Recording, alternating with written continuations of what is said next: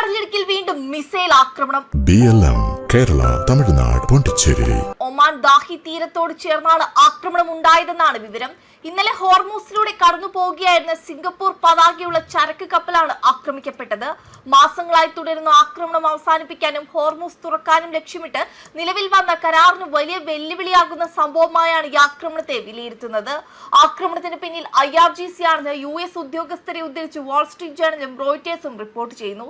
ഞങ്ങൾ പറയുന്ന വഴിയിലൂടെ സഞ്ചരിച്ചില്ലെങ്കിൽ ആക്രമണം പ്രതീക്ഷിക്കാമെന്ന ഇറാന്റെ പ്രസ്താവനയ്ക്ക് പിന്നാലെയാണ് ഈ ആക്രമണം എന്നതും ശ്രദ്ധേയമാണ്. ഒമാൻ തീരത്തിന് സമീപത്ത് വെച്ച് ഒരു പ്രൊജക്ടൈൽ കപ്പലിൽ പതിച്ചതായി ജീവനക്കാർ അറിയിച്ചു.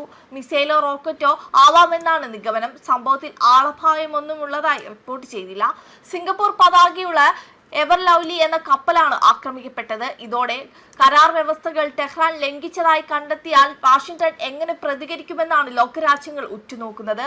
ഹോർമൂസിലൂടെയുള്ള കപ്പൽ ഗതാഗതം നിരീക്ഷിക്കാൻ പേർഷ്യൻ ഗൾഫ് സ്ട്രെയിറ്റ് അതോറിറ്റി എക്സിലൂടെ തങ്ങളുടെ നിലപാട് വ്യക്തമാക്കിയിരുന്നു. ഇറാൻ നിശ്ചയിച്ച പാതയിലൂടെ സഞ്ചരിച്ചാൽ കപ്പലുകൾക്ക് സുരക്ഷിതമായി യാത്ര ഉറപ്പാക്കാമെന്നാണ് അതോറിറ്റി വ്യക്തമാക്കിയത്.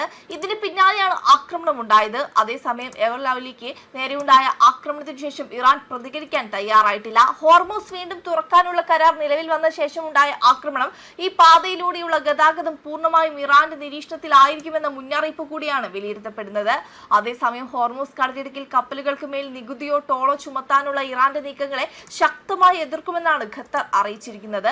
ലോകത്തേക്കുള്ള ഖത്തറിന്റെ ഒരേയൊരു കവാടമാണ് ഹോർമൂസ് എന്നും ഇതിന്റെ നിയന്ത്രണം ഏതെങ്കിലും ഒരു കക്ഷിയുടെ മാത്രം കൈകളിൽ ഒതുങ്ങുന്നത് രാജ്യാന്തര പ്രോട്ടോകോളുകൾക്ക് വിരുദ്ധമാണെന്നും ഖത്തർ പ്രധാനമന്ത്രിയും വിദേശകാര്യമന്ത്രിയുമായ ഷെയ്ഖ് മുഹമ്മദ് ബിൻ അബ്ദുൾ റഹ്മാൻ അൽദാനി പറഞ്ഞു.